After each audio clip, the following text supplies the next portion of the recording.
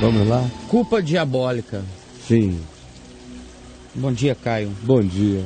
Eu estou aqui na minha caminhada com vocês. Frequento o caminho, tenho crescido no Evangelho.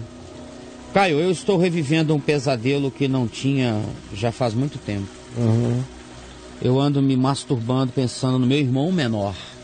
Pensando? No meu irmão menor. Sim, o tesão dele é pelo irmãozinho dele. É um homem, é. Ele tem 18 anos, eu tenho 25 anos. Eu também sinto vontade de pegar o meu tio. Uhum. Ele usou outra expressão, mas eu botei pegar, que é menos chulo do que você usou, embora a gente não tenha esse problema. Eu nunca fiz nada com meu irmão, apesar de A que... vontade dele é de uma homossexualidade ativa. Ele quer pegar o tio pegar, ele quer comer. Quer comer o tio. Quer meter no tio. Exatamente. Ou ele não quer dar pro tio. Não, entendeu? ele quer enrabar o tio dele. Porque é importante fazer essa distinção. Tem aquele gay que quer levar. E tem o gay que quer enfiar. É, ele quer enfiar no tio. Certo. Eu nunca fiz nada com meu irmão, apesar de que com 12 ou 13 anos eu já coloquei ele no colo de forma abusadora. Foi uma única vez e eu me sinto um cachorro, um canalha por isso. Eu pensei que já tinha superado esses pensamentos que eram recorrentes na adolescência, mas eles voltam. Mas eles voltam. Meu alívio é que eu não sinto esse tesão quando eu vejo meu irmão ao vivo. Olha, tem a ver com a fantasia. É algo que fica só no meu imaginário. Ô Caio, como que eu me livro dessa prisão e dessa culpa e desses fantasmas recorrentes? Eu sou muito arredio do meu irmão até. Eu não consigo me aproximar dele, sabe? Me ajuda, Caio. Bom, primeira coisa é deixar isso ser só uma fantasia. Certo. É porque ele tem uma culpa moral, como é que ele chamou aí? Foi culpa diabólica? Não foi? O nome dele é culpa diabólica. Porque ele tem essa culpa diabólica, ele interpreta esses sentimentos fantasiosos, essas construções fantasiosas, como algo diabólico, é que isso cresce e crescerá para sempre. Quanto mais você disser e fizer de algo uma coisa diabólica, mais diabólica essa coisa será e mais ela crescerá. O diabo não encolhe na gente quando a gente o alimenta com o poder que atribui a ele um papel na nossa existência que todas as vezes que se associa a uma dada coisa, a uma certa coisa, a gente imagina que foi uma provocação direta de Satanás. Quanto mais diabo na minha culpa, mais crônica a minha culpa será. Quanto mais diabo na minha fantasia, mais endiabrado eu ficarei de fantasiosidades que eu não conseguirei parar. De modo que tudo isso cresce justamente porque é batizado em nome do diabo, é batizado em nome de Satanás, é batizado em nome da perversão pessoal. Você não é a primeira pessoa que me chega me contando uma história dessa na vida, é claro. Eu já tive uma quantidade grande de meninas me dizendo que tinham o mesmo tipo de fantasia com o irmão. Aqui mesmo, no Papo de Graça. Quanta gente já falou de todo tipo de fantasia? Com pai. Ou pai, mãe, tia. Às vezes não só fantasia, concreções relacionais. Mas, no curso da vida, quantos meninos, adolescentes, não me procuraram para me dizer: meu Deus, ora por mim, acho que eu estou ficando possesso, porque eu sinto um tesão enorme na minha irmã. E a irmã do cara era bonita, a irmã do cara era gostosa, a irmã do cara era uma mulher atraente. Ele sofria de quê? Ele não conseguia introjetar a imagem da irmã como uma imagem fraterna assexuada. E ele só pensava na irmã como uma imagem fraterna sexuada. Aí eu dizia: puxa, você então é tão diabólico quanto Abraão. Porque Abraão sentiu tesão por Sara, que era a filha do pai dele. E sentiu tesão e viveu 100 e tantos anos com ela. Então, por favor, vamos ver circunstância a circunstância, distância a distância, caso a caso, para a gente não tornar as coisas maiores do que as coisas são. Tem coisas que são diabólicas por causa do abuso, por causa do modo como elas se definem, mas não necessariamente porque elas apareceram como uma fantasia no coração.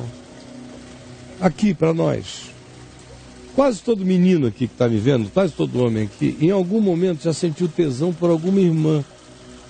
Entre 13 e 14 anos, aquela vontade de comer uma mulher, sim, não tem ninguém, a irmã está ali, dormindo de bunda para cima, o cara diz, ai meu Deus, por que... Todo mundo praticamente aqui já pensou uma coisa dessa. Meninas menos sobre os irmãos, mas irmãos mais sobre as irmãs. E nem por causa disso eles são incestuosos, nem por causa disso eles pegaram as irmãs, nem por causa disso eles se desafetuaram fraternalmente. Um instante químico orgânico na alma de um adolescente. Foi o que aconteceu com a tua, quando teu irmão ainda era menor. E você fez daquele acesso de pegar aquele irmãozinho ali, daquele acesso de poder, que você pode, você tinha esse poder. Esse surto de poder virou uma fantasia. Você só não pegava porque você não queria pegar. Porque se você quisesse pegar, você poderia. Poder você teria.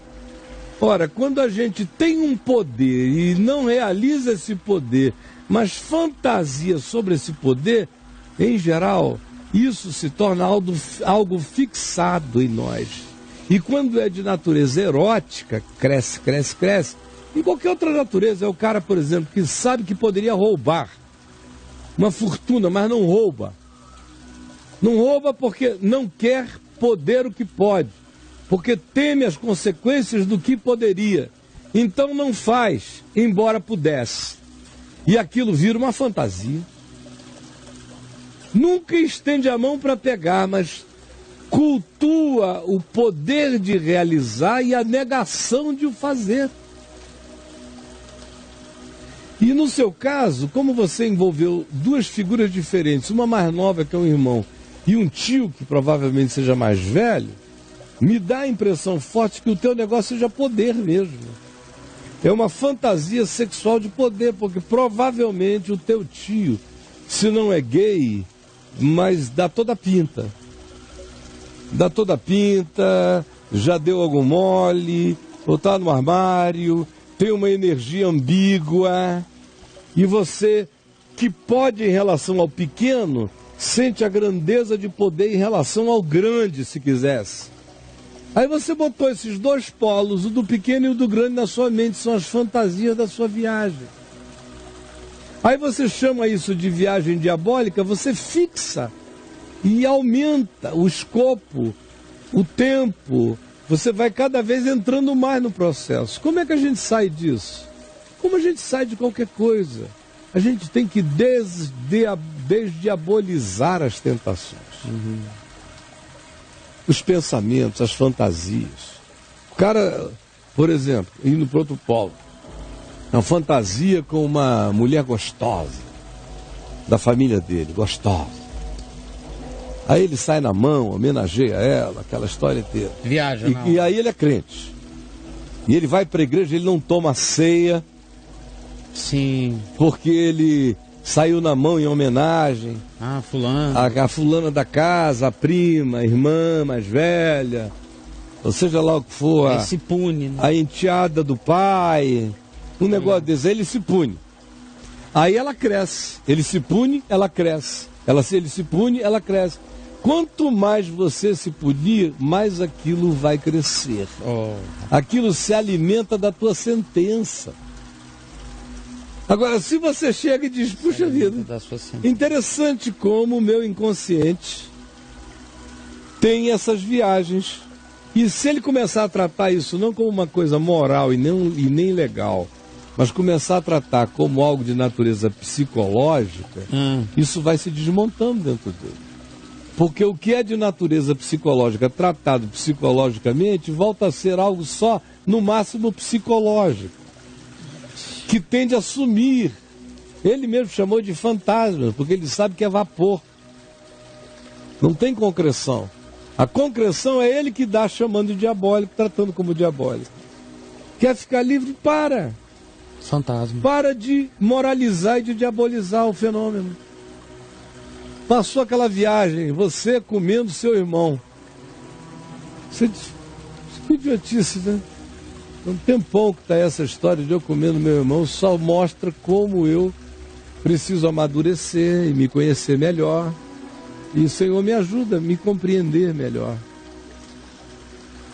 Em relação ao seu tio, a mesma coisa. Quando você começar a tirar esse peso, essa gravidade moral, esse diabolismo da fantasia, ela vai virando só um phantom, só um fantasma, só uma miragem, só um ectoplasma que vai ficando cada vez menos denso. Chega uma hora que é vaporizado e some. Mas só some se você se pacificar na graça, para até sonhar com isso e acordar e dizer: obrigado, Jesus, porque eu sei que tu cuidas da minha alma. Obrigado. Se toda vez que isso vier, você, ao invés de fugir de Deus e de você mesmo, você encarar, entrar, pegar o fio vermelho e até o fim da linha, pegar, vai puxando, vai até o fim da linha, entrar no buraco, se você fizer isso, você vai se desassombrando. Quanto mais realidade, quanto mais verdade, quanto menos fantasia, mais libertação. Por enquanto você está no mundo da fantasia, está na vitrine do problema, chamando isso de loja de Satanás. Mas se você seguir até o fim da linha, dentro do seu coração, sem medo, sem culpa, sem diabo, só você e Deus. Sonda-me, ó Deus, e conhece o meu coração, prova-me e conhece os meus pensamentos. Vê se há em mim algum caminho mau, e em havendo, guia-me pelo caminho eterno. Se você, por exemplo, entender que a única maneira da gente se visitar, da gente chegar até o fim da linha e encontrar a realidade, é fazendo a viagem na graça de Deus. Se você entender isso, você só vai sair iluminado da viagem, porque você entendeu o processo. Agora, se você fizer a viagem todo culpado e arrebentado, você morre no fim do trajeto.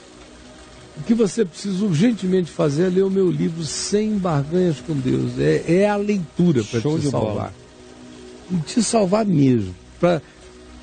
É uma das ênfases do livro, se visite sem lei e sem peso moral. Se visite. Se visite sem censura. Deixe-se tomar pela mão do amor de Jesus. Deixe-o guiar para dentro do labirinto do seu coração sem medo, sabendo que não há nenhuma condenação para os que estão em Cristo Jesus, que tudo está coberto, que tudo está pago, que toda fantasia, juntamente com todo escrito de dívida e pecado, foi vencido na cruz. Por isso não tenha medo de você. Viaje na luz, sem diabo e sem culpa. Isso vai sumir. À medida em que a luz for entrando suavemente, isso vai evaporar, sem você nem perceber no seu coração. Digo isso a você e a milhares de outros nos ouvindo, que têm viagens fantasiosas, incômodas, perturbadoras, do mesmo modo. Um beijo, meu amigo. Deus te abençoe. Ele volta aqui só para confirmar uma coisa que você disse. Ele fala assim: já aconteceu de eu faltar uma reunião do caminho por uma espécie de culpa e sensação de que sabem o que eu fiz, se punindo. Aí só introjeta, aprofunda a âncora daquilo ali. Sem barganhas com Deus. Sem barganha. Leia, filho. Leia. Na hora. Leia, vai dar uma limpadaça na sua cabeça. E você vai fazer uma viagem tranquila, isso vai evaporar, isso some. Isso come sentença. Come culpa. Isso se alimenta de diabo na gente, entendeu? Mas saiba, o sangue de Jesus já lavou isso tudo. Você não é nenhuma novidade para Deus em nada. Então para com isso. Deixa o coração tranquilo, que os fantasmas não suportam paz. Fantasma come teu medo e tua culpa. Paz, fantasma não aguenta em nós. Vamos lá. Ele não se alimenta disso. Não. Paz não serve nada ao mal. Nada.